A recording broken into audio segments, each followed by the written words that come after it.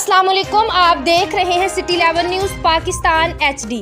खबर शामिल करते हैं सत्याना बंगला से। हमारे डिविजनल ब्यूरो चीफ तहसीन हैदर रशीद की रिपोर्ट के मुताबिक DSP जड़ावाला इफ्तिखार अहमद सरवर की थाना सत्याना में खुली कचहरी से खिताब।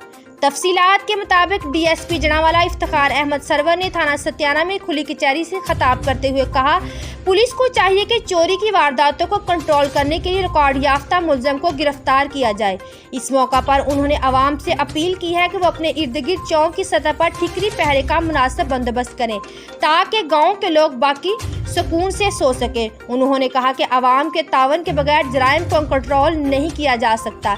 इस मौका पर उन्होंने ताजरों से भी अपील की है कि वो अपनी दुकानों पर सिक्योरिटी का मुनासिब बंदोबस्त करें।